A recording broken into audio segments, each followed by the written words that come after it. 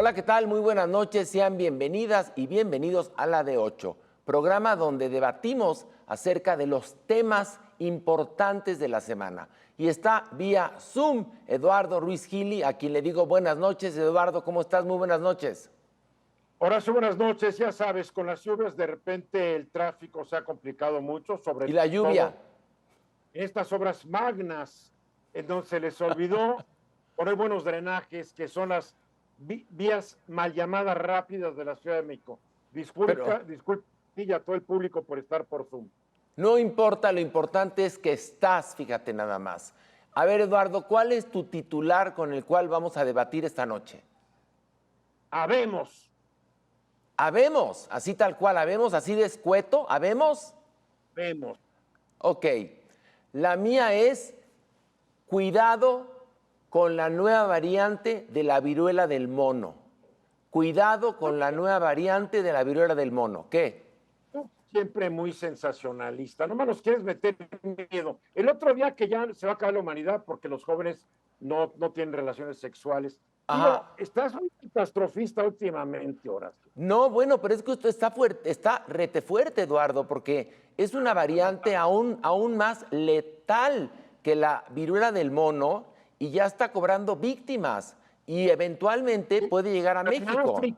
En África, los virus no viajan. Ah, Eduardo, te voy a platicar una cosa.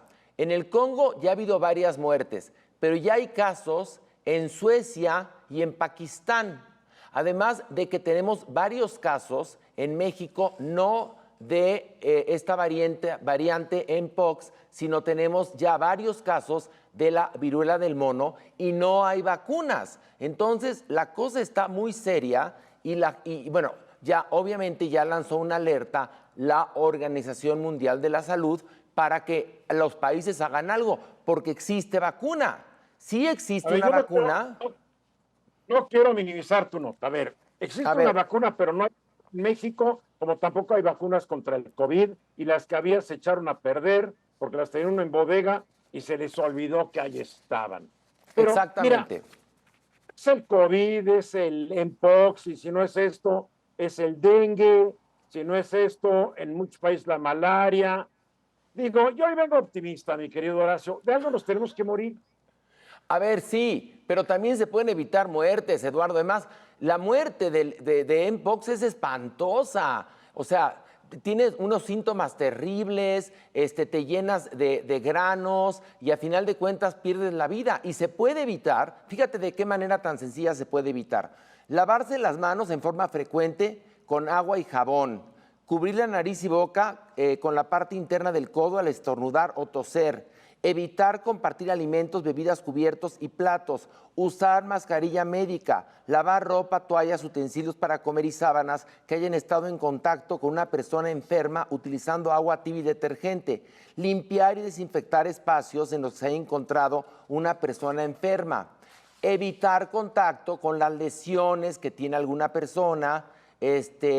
Si se puede utilizar guantes siempre que esté cerca de esa persona, utilizarlos y por supuesto tener cuidado con las relaciones sexuales porque también se contagia por vía sexual y no es una enfermedad que únicamente ataque al gremio gay, al gremio homosexual, sino va para todo el mundo. Porque además con el tocar, con el contacto, se contagia, lo cual es muy peligroso y muy letal.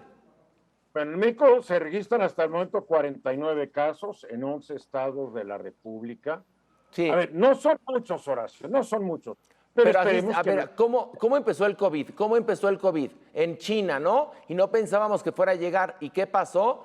Pandemia mundial. Peor tantito, te tengo otra cifra aún más alarmante.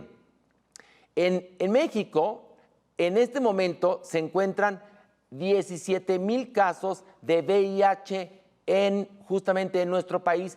Es inédito porque había ido a la baja y ahora va a la alta. Entonces la gente está perdiendo conciencia acerca de lo que tiene que ser el cuidado para evitar la transmisión de esas enfermedades. Pues, ¿qué quieres que te diga? No tengo la solución, pero No, ya. creo que hay una falla en el sistema de salud mexicano. Se vio durante la pandemia de COVID.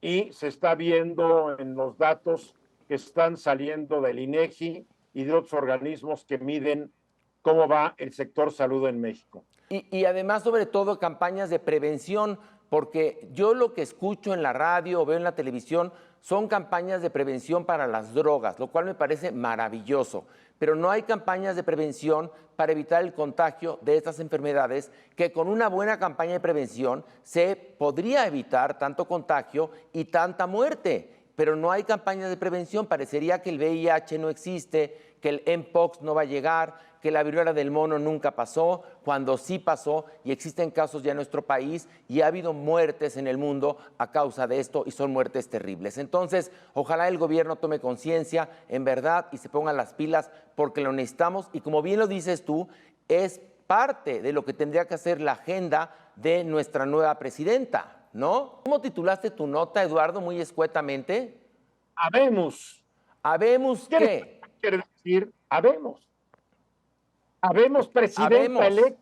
Sí, tenemos. Ya tenemos presidenta electa. La presidenta electa, pues, tomó ya, le dieron su certificado, el Tribunal Electoral del Poder Judicial de la Federación le dio su certificado como presidenta electa el jueves, en mediodía, y se pronunció un discurso pues, que a mí me gustó personalmente, un discurso que no fue confrontacional, un discurso que reafirma los principios, los objetivos de la 4T, porque no hay que olvidar que ella todavía no es la presidenta y ahorita pues ella tiene que cuidar que los votantes que la apoyaron, oye, 36 millones de votantes o el 60% de los que votamos el 2 de junio lo hizo a favor de ella, entonces ella tiene que procurar mantener la estabilidad y ya siendo presidenta tendrá que empezar a meter su propio sello personal, sus cambios que ella considera adecuados, porque ella ya entonces era la presidenta a partir del 1 de octubre. Pero la llegada de ella creo que es importante porque muestra cómo se ha avanzado desde el año 52-53, cuando se hizo un cambio en la Constitución que le dio plenos derechos políticos a la mujer, que ya votaba, pero no podía ser votada. Entonces, ya vamos a tener una presidenta de la República. Actualmente hay 9 gobernadoras, o sea que el 28% de quien manda en cada estado son mujeres. En la actual Cámara de Diputados, el 50%, poquitito más, son mujeres. De 500 diputados, 252 son mujeres. En el Senado, de 128, son 65 mujeres. Hay 563 mujeres presidentas municipales, que apenas es el 23% actualmente. A partir de que entren nuevas presidentas, veremos cómo cambia este porcentaje. Apenas en el 13% de los países del mundo manda a una mujer. De las 26 presidentas en el mundo, 5 de ellas están en Latinoamérica, lo cual quiere decir que de los 20 países de Latinoamérica, el 25% tiene presidentas. Es un gran avance, pero hay que reconocerlo, todavía falta muchísimo. Hay cargos en los gabinetes de los gobernadores hombres y de algunas mujeres donde hay más hombres que mujeres, donde a veces el cargo más importante se lo dan a los hombres y a las mujeres no. Hay que avanzar mucho, pero yo creo que México está avanzando a pasos acelerados con la elección de Claudia Sheinbaum, de muchas gobernadoras, alcaldesas, presidentas municipales y legisladoras. Oye, Eduardo, pero de alguna manera hablas del toque personal que va a imprimir Claudia Sheinbaum a partir de que sea presidenta. ¿Cuál crees tú que vaya a ser ese toque personal? Que además tendrá que ver con que es mujer, me imagino, ¿no? ¿Cuál crees tú que sea? Mira, yo creo que va a tener que ver más que ella es una mujer científica de muchos estudios, ella tiene doctorados, es una científica.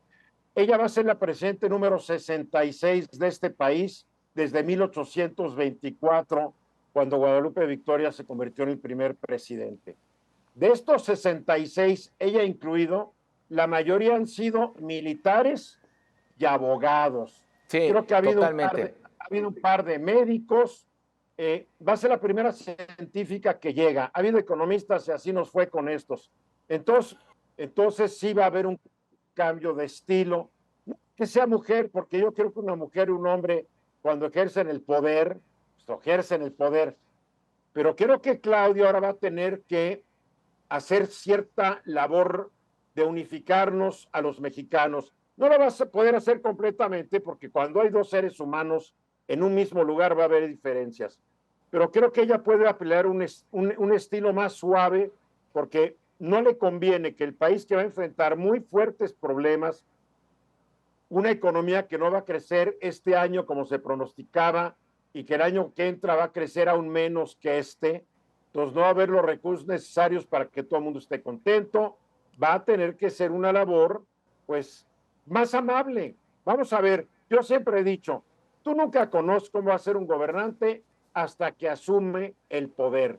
Ya cuando lo asume, se va a dar cuenta. A ver, ¿quién se iba a imaginar que Felipe Calderón iba a resultar un presidente guerrero? Nadie, totalmente de acuerdo. En la que nos metió, ¿no? Sí, ¿Quién no. se imaginó que Cedillo iba a resultar un presidente tan pasguato? Yo sí. Ahora, ¿No? también hay otro reto para Claudia Sheinbaum, que es quién va a quedar como presidente o presidenta en Estados Unidos. Recordemos, y bueno, ya es un cliché decirlo, pero son nuestros mayores socios comerciales y compartimos una gran frontera con ellos. Ese va a ser otro reto para Claudia Sheinbaum, ver si queda Kamala Harris o queda Donald Trump. Es algo que va a ser totalmente importante. Mira, la elección de noviembre entrante en Estados Unidos es más importante que la que hubo en junio aquí en México. Por el solo hecho de que Estados Unidos es la potencia militar económica más grande del mundo y de casualidad es nuestro vecino. No nos va a ir fácil, México no la va a tener fácil, la presidenta no la va a tener fácil con Trump ni con Kamala Harris. Va a tener menos dificultades con la Harris. ¿Por qué?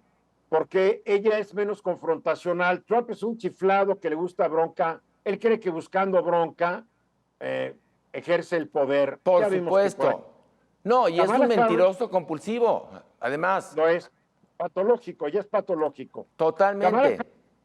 En el año 26 se va a tener que renegociar el Tratado México, Estados Unidos y Canadá, el cual como senadora, ella no votó a favor. Kamala Harris no votó a favor del TEMEC porque dijo que no protegía suficientemente los derechos de los trabajadores mexicanos ni el medio ambiente de nuestro país.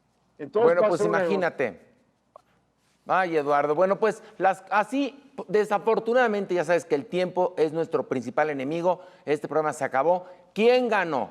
¿Gané yo? ¿Ganaste tú? ¿Gané yo? ¿Quién? Estamos en eterno empate. Estamos en eterno empate. Me parece muy bien, Eduardo. Muy buenas noches. Y muy buenas noches a nuestro querido auditorio por sintonizar la de 8. Recuerden que aquí tenemos una cita la próxima semana a esta misma hora. Gracias y hasta la próxima. Adiós. Adiós, Eduardo.